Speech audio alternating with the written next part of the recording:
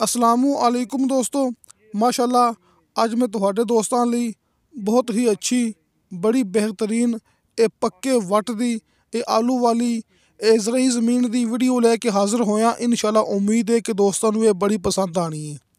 ये आलू दी फसल ये मेरे दोस्तां दे सामने अपनी मुकम्मल 8 एकड़ ज़मीन दे अंदर आलू दी फसल मौजूद हैगी जे। इस ज़मीन दे इस साइड ते भी रस्ता हैगा जे। आ वेखो ये तमाम अपनी ज़मीन है, रस्ता सरकारी दोस्तों नूं दिखाने आ। ए वेखो ये नाल एक खाल सरकारी।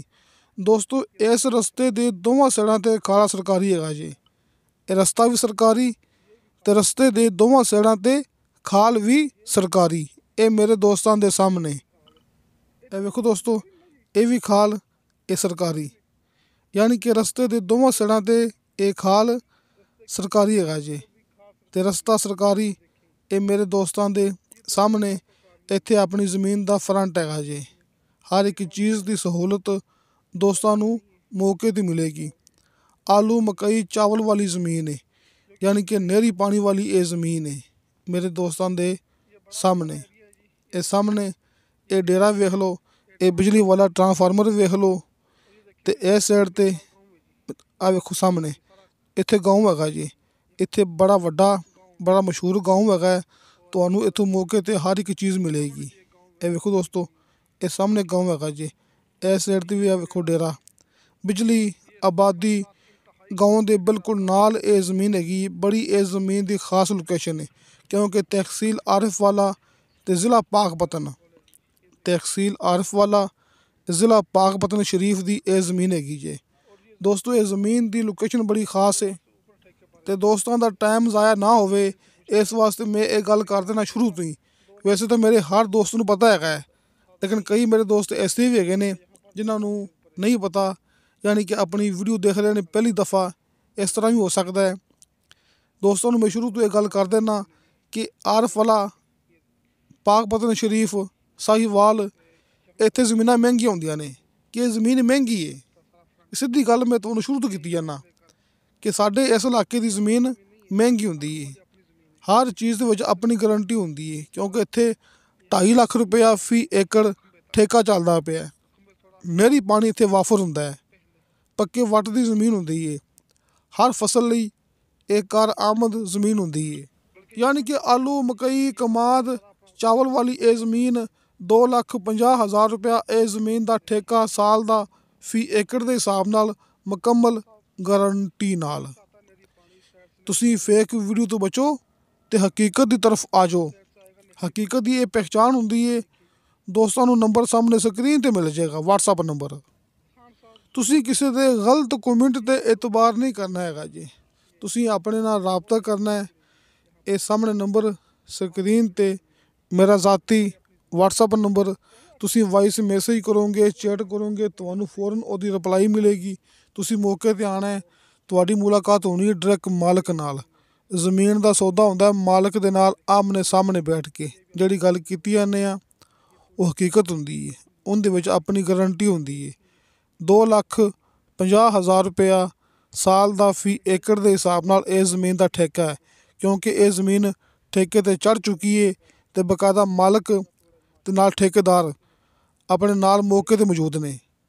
ये सामने इत्थे ठेकेदार भी मौजूद है, वेखो अपने नाल, ते मालक भी मौजूद है। ते मालक ने इस टाइम ज़मीन दित्ती हुई ठेके ते 2,50,000 दे हिसाब नाल 2,50,000 रुपया साल दा फी एकड़ दे हिसाब नाल ये ज़मीन दा ठेका, क्योंकि ठेकेदार मौके ते मौजूद है। इस हिसाब नाल उन्हें ज़मीन ठेके ते लई हुई जे। दोस्तों माशाअल्लाह अल्लाह दा बड़ा शुक्र है, ये कोई ओला नहीं हैगा, इंदे विच कोई झूठ नहीं हैगा। ਜਿਹੜੇ दोस्त मेरे इलाके ਦੇ ਨੇ ਆਪਣੀ ਇਹ ਵੀਡੀਓ ਦੇਖ ਰਹੇ ਨੇ ਉਹ ਇਸ ਗੱਲ ਨੂੰ ਸਮਝਦੇ ਪਏ ਨੇ ਕਿ ਇਸ ਤਰ੍ਹਾਂ ਹੀ ਹੁੰਦਾ ਹੈ। ਇੱਥੇ ਆਪਣੀ ਕੀ ਕੀਮਤ ਚੱਲਦੀ ਪਈ, ਇੱਥੇ ਆਪਣਾ ਕੀ ਠੇਕਾ ਚੱਲਦਾ ਪਿਆ, ਕਿਉਂਕਿ ਮਾਸ਼ਾਅੱਲਾ ਨਹਿਰੀ ਪਾਣੀ ਇੱਥੇ ਆਪਣਾ ਵਾਫਰ ਹੁੰਦਾ ਹੈ। ਜਿਹੜੇ ਦੋਸਤ ਇੱਥੇ ਚਾਵਲ ਦੀ ਫਸਲ ਨਹੀਂ ਲਗਾਉਂਦੇ ਹੈਗੇ ਉਹਨਾਂ ਨੂੰ ਟਿਊਬਵੈੱਲ ਚਲਾਉਣ ਦੀ ਜ਼ਰੂਰਤ ਨਹੀਂ ਪੇਸ਼ ਆਉਂਦੀ ਹੈਗੀ ਜੀ। ਹਰ ਫਸਲ ਇੱਥੇ ਨਹਿਰੀ ਪਾਣੀ ਨਾਲ ਹੁੰਦੀ ਪਈ ਜੀ। ਜੋ ਫਸਲ ਵੀ ਹੈਗੀ ਹੈ, यानी कि आलू कपास गंदम सब्जियां जो भी है मकई वगैरह, सिर्फ चावल लई ਦੋਸਤਾਂ ਨੂੰ ਟਰਪੈਨ ਦੀ ਜ਼ਰੂਰਤ ਪੇਸ਼ ਆਵੇਗੀ। ਇਹ ਆਲੂ ਵੇ ਦੋਸਤਾਂ ਦੇ ਸਾਹਮਣੇ, ਇਹ ਜ਼ਮੀਨ ਦੇ ਵਿੱਚ ਕੋਈ ਟਰਪੈਨ ਨਹੀਂ ਹੈਗੀ, ਸਿਰਫ ਨਹਿਰੀ ਪਾਣੀ ਨਾਲ ਇਹ ਆਲੂ ਵੇ ਜਿਹੜਾ ਕਿ ਮੇਰੇ ਦੋਸਤਾਂ ਦੇ ਸਾਹਮਣੇ ਹੈਗਾ ਜੀ। ਤੇ ਦੋਸਤੋ ਤਹਿਸੀਲ ਆਰਿਫ ਵਾਲਾ, ਜ਼ਿਲ੍ਹਾ ਪਾਕਪਤਨ ਸ਼ਰੀਫ, ਤਕਰੀਬਨ ਦੋਵਾਂ ਸ਼ਹਿਰਾਂ ਦੇ ਦਰਮਿਆਨ ਦੇ ਵਿੱਚ ਆਪਣੀ ਜ਼ਮੀਨ ਹੈਗੀ ਜੀ। ਬਲਕਿ ਆਰਿਫ ਵਾਲਾ ਸ਼ਹਿਰ ਥੋੜ੍ਹਾ ਜਿਹਾ ਜ਼ਿਆਦਾ ਕਰੀਬ ਹੈਗਾ ਹੈ, ਤਕਰੀਬਨ ਕੋਈ 7-8 ਕਿਲੋਮੀਟਰ ਦੇ ਫਾਸਲੇ 'ਤੇ ਇੱਥੋਂ ਆਰਿਫ ਵਾਲਾ ਸ਼ਹਿਰ ਹੈਗਾ ਹੈ। ਤਕਰੀਬਨ 14-15 ਕਿਲੋਮੀਟਰ ਦੇ ਫਾਸਲੇ 'ਤੇ ਇੱਥੋਂ ਪਾਕਪਤਨ ਸ਼ਹਿਰ ਹੈਗਾ ਹੈ। ਦੋਵਾਂ ਸਾਈਡਾਂ ਤੋਂ ਤੁਹਾਨੂੰ ਪੱਕਾ ਰੋਡ ਮਿਲੇਗਾ, ਸਿਰਫ ਅੱਧਾ ਕਿਲੋਮੀਟਰ ਦੇ ਫਾਸਲੇ 'ਤੇ।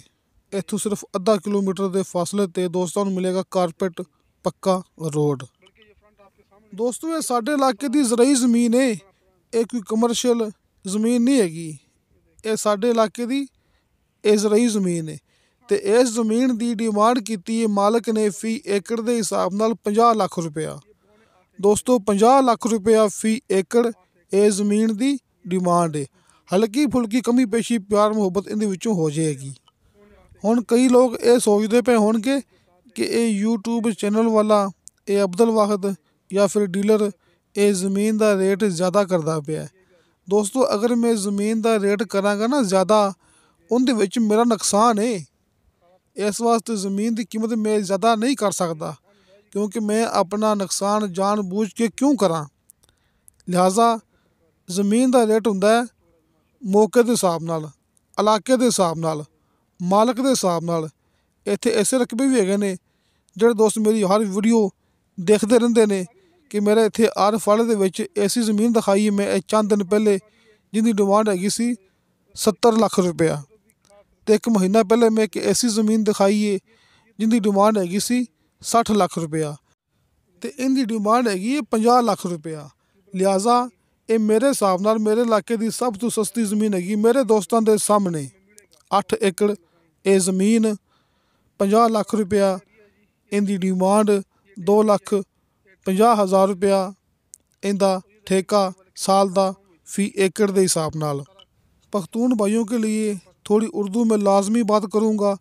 तहसील आरिफ वाला, ज़िला पाकपतन शरीफ, आरिफ वाला शहर से तकरीबन 7 किलोमीटर के फासले पर, पाकपतन शहर से तकरीबन 14-15 किलोमीटर के फासले पर मुकम्मल ज़मीन के अंदर आलू की फसल मौजूद।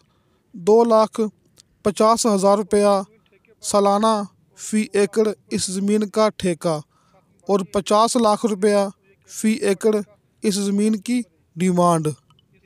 व्हाट्सअप नंबर मेरे दोस्तों के सामने, अब्दुल वाहिद का ज़ाती व्हाट्सअप नंबर मेरे दोस्तों के सामने।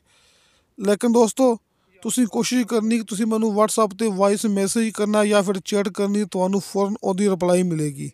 तुसी कॉल ते नहीं रहना हैगा जी, कॉल दे विच अग्गा पिछा हो जांदा है, लेकिन व्हाट्सअप ते एक सबूत पिया हुंदा कि फलां दोस्त ने अपने नाल राबता कीता ते आपां रिप्लाई करनी, आपां ज़मीन विखानी है। ते दोस्तों इंशाअल्लाह ताला बाशर्ते ज़िंदगी बा फजले खुदा मिलांगे अगली वीडियो ते। अल्लाह हाफिज़।